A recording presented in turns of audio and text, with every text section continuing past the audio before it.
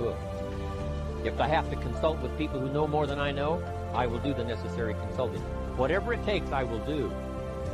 That starts to develop unbelievable self-confidence. Self-confidence also comes from the ability to rise above your circumstances. To rise above what happens, the petty little things, the discouraging things that would sink everyone else's ship except yours. That would cause someone else to quit early in the day, but you keep going. That kind of willingness to overcome all circumstances, whether it's the little challenges or the big challenges. If you're willing to do that, I promise you, this kind of power will work for you, and in you, the variable, it'll make a difference. Every time we choose to do less than we possibly can, it affects our self-confidence, our self-worth. If we keep doing a little less every day, a little less, every day that we keep doing a little less, we are also being a little less. Can you imagine what you'd end up being after 10 years of doing a little less every day? It's devastating. Think about it. Doing less could ruin your life. What could you do if you had all the skills, took the classes, read the books, burned the midnight oil? What could you do? What true value could you develop? This is one of the better exercises. What could I become? What could I really do in the marketplace? In enterprise, home, family, experience, love, friendship, marriage. How valuable could I become? Am I valuable enough to work on what's not working so I can reach my full capacity? If I'm operating at 20%, what could I possibly do with the other 80%? Once you start understanding how valuable you are, it's a whole new experience. Understanding self-worth. It plays a major role in our ability to be self-enterprising. Our self-worth makes the difference between being lazy and being active. Being self-enterprising. If we don't feel good about ourselves, we won't feel good about our lives. And if we don't feel good about our lives, we won't be very interested in looking for opportunities. Enterprise is always better than ease.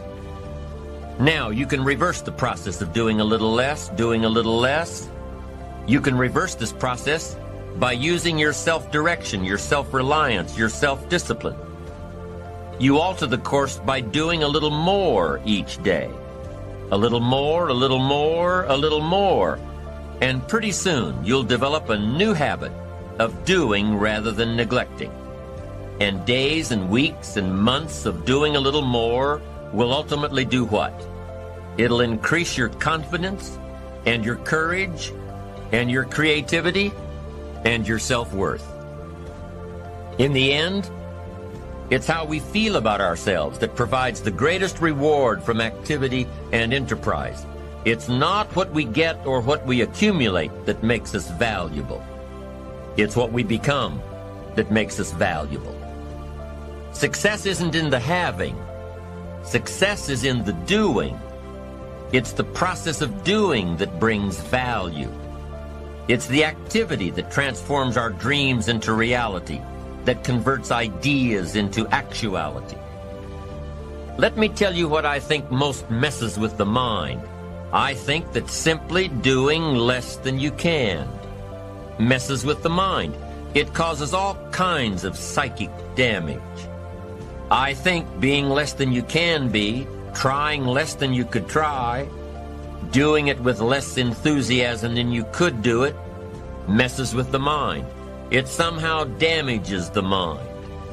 It damages our self-image. Because here's what I've discovered happens. The minute you turn this around and start extending yourself, you'll see immediate rewards. Maybe not monetary ones, not yet, but it's how you feel about yourself that's the greatest value. You see, it's not what we get that makes us valuable, it's what we become. Discover all you can do. See how much you can earn, how much you can share, how much you can start, how much you can finish, how far you can reach, how far you can extend your influence. Some people out there would have us believe that positive affirmation is more important than activity. Instead of doing something constructive to change our lives, they would have us repeating slogans and canned affirmations like every day and in every way, I'm getting better and better. Well, getting better and better doesn't just happen from wishful thinking. Getting better and better only happens with the discipline of doing better and better. Discipline is the requirement for progress, and affirmations without discipline are in reality delusions. Now, don't get me wrong here. There's nothing wrong with affirming the good life as long as we are disciplined enough to take action. Affirmations can be effective as long as we remember two very important rules. Number one, we should never allow affirmation to replace action, activity, enterprise. Feeling better is no substitute for doing better. And number two, whatever we choose to affirm must be the truth. If the truth happens to be that we're broke, the best affirmation would be to simply say, I'm broke. Wow, face it, accept it, be responsible for it, and change it. By admitting that you're broke, by saying it out loud, you'll probably be disgusted enough to start the thinking process on how to change it. Anyone saying I'm broke with conviction will most likely be driven from ease into action. Confronting harsh realities has an incredible effect.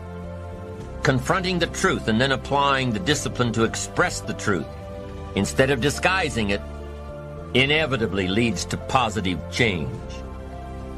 And reality is always the best beginning. You see, within reality lies the possibility to create our own personal miracle. Our own personal miracle, and the power of faith starts with reality. If we can bring ourselves to state the truth about a situation, then, as the saying goes, the truth will set us free. Here's another old saying, faith isn't faith unless it's all you're holding on to. If your life and circumstances have resulted in a situation that is ugly, call it ugly. If you've lost it all, admit that you've lost it all. Be responsible to it. And if faith is all you've got left, use it. Create your own personal miracle. Once we understand and accept the truth, the promise of the future is freed from the shackles of deception. Once we accept the truth, the promise of the future will pull us.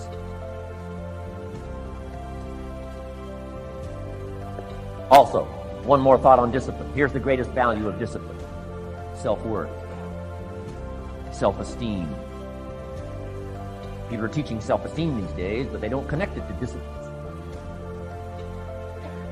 The least lack of discipline, and it starts to erode our psyche. One of the greatest temptations is to just ease up a little bit, right? The slightest lack of doing your best starts to erode the psyche. Instead of doing your best, doing just a little less than your best. Sure enough. You say, well, it's just going to affect my sales. No, it's going to affect your consciousness. It's going to affect your philosophy. Now you've begun in the slightest way to affect your own philosophy. Here's the problem with the least neglect. Neglect starts as an infection. And if you don't take care of it, it becomes a disease. And one neglect leads to another. And the worst of all, when neglect starts, it diminishes our self-worth, our self-confidence, our self-value. You say, well, how can I get back my self-respect? I'm telling you, you don't have to go to 29 classes. All you have to do is start the smallest discipline that now corresponds to your own philosophy, like I should, and I could, and I will. No longer will I let neglect stack up on me so that I will have the sorry scenario 6 years from now, giving some excuse instead of celebrating my progress. That's the key to discipline. Okay? Let's get kids involved in the least of disciplines. One more, and then one more, and then another one, and then another one, and then some more. And the first thing you know, you're starting to weave the tapestry of a disciplined life into which you can pour more wisdom and more attitude and more strong feeling, more faith and more courage. Now you've got something, a vessel in which to put it. And now the equities start to flow. And the early return, I'm telling you, if you'll start this process, the early return will have you so excited, you'll commit yourself to this strategy for the rest of your life. You'll never go back to the old way. Join a new crowd. Join a new group. The disciplines to do it. Take action. Whatever you do, don't become a victim of yourself. As you engage in this debate, what to eat, what not to eat, where to go, where not to go, what to say, what not to say, what to do, what not to do, make sure that you strengthen the positive side of this argument with yourself, so that day by day you become healthier, day by day you become stronger, day by day you become wiser. Day by day you build a better shield and immunity. An inside immunity to ward off disease, but an outside immunity to ward off all the negative and all the trash and all the stuff that would not enhance your personal development nor your promise for the future. What I'm saying here is be your own person. You don't have to be a model of someone else. You don't have to do it like anybody else, right? Do it like yourself. Buy what you want to buy. Listen to what you want to listen to. Make changes if you want to make changes, and don't make changes, right? It's your life, I'm telling you. And don't let anybody persuade you any different. Success is not a stereotype. Success is not a Ferrari. Success is not an automobile. It's not a house. It's not a place. It's not money in the bank. It's not $1 million. That's not success. Success is the continual unfolding of the design of your own life and pulling it off. That's what success is. The continual unfolding of the design of your own personal life and pulling it off in whatever degree you wish. That is success. Successful in doing whatever you want to do that makes sense to you, for you, your family, your responsibilities. Take on responsibilities or refuse responsibilities. That's strictly all up to you. We've been given the power of choice. Every life form except human beings operates by instinct and the genetic code. Now, why not human beings? Because here it is. We've been given the dignity of choice. We're not like a robot. We're not stuck like a tree, using up all the nourishment, nothing left, now you die because you can't change location. Not true. Humans can go north, south, east, west. Humans can change, do anything they want to do. We've been given the dignity. But here's what's interesting about all life form except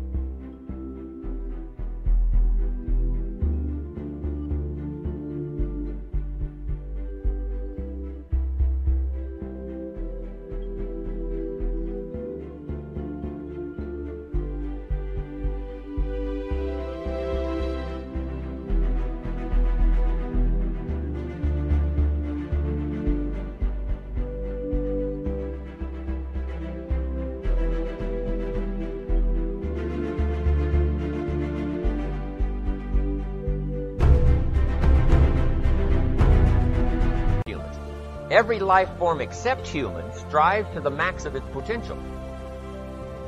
How tall will a tree grow? As tall as it possibly can. You never heard of a tree growing half as high as it could.